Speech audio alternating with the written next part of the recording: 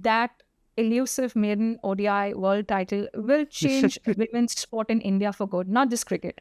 The moment India win that World Cup, that women's World Cup in the T20 or the ODI format, it's going to hit through the roof. And the entire ecosystem of producers, journalists, the gig economy around women's cricket will go the way it has in the men's game.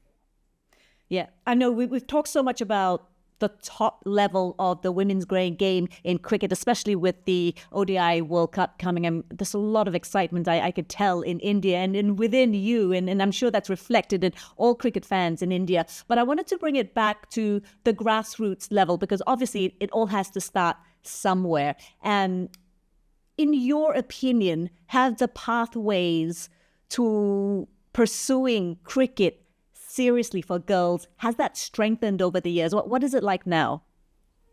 100%. And again, the WPL has played a part, because right now, if you ask most laypersons who know something about the existence of women's cricket in India, and if they happen to be a parent, plus somebody who is envisioning a future of their ward, of their child in sport, more specifically in cricket, if they happen to be the parent of a female child, there is a possibility they will think of the WPL being a money mentor.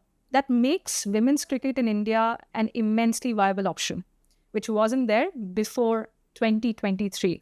Which is why March 4th, 2023 is always going to be a red letter day in sport in India and globally, because we've seen the spike in interest on the ground level. We've seen more academies across metropolitan cities like my hometown, Kolkata, and even Mumbai, even Bengaluru.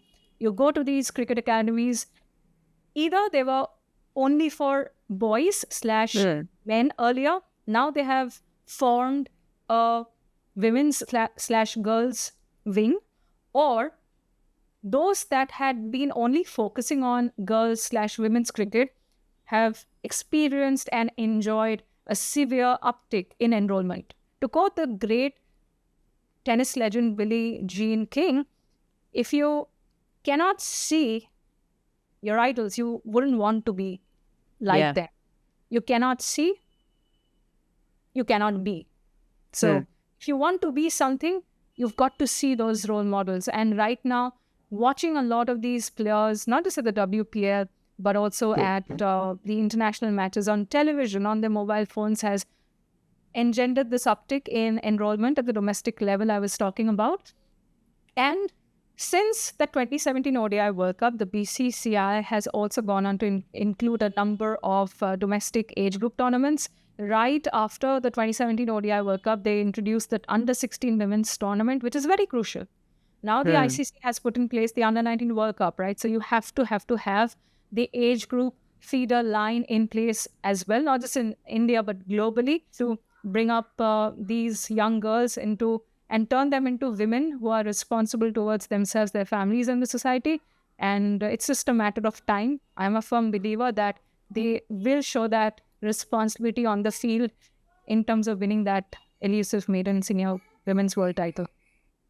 Now, you talk about responsibility there, and you, Annesha, working in the media. I just wonder whether you take on an extra responsibility or a feeling of responsibility in trying to promote the women's game because of all the good that it can do.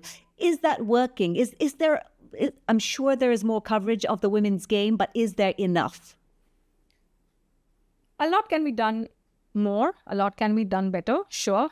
But I would like to look at the positives as to how the landscape has changed in terms of women's cricket not being available for viewing on any space. You see a lot that has happened. You have highlights, clips available.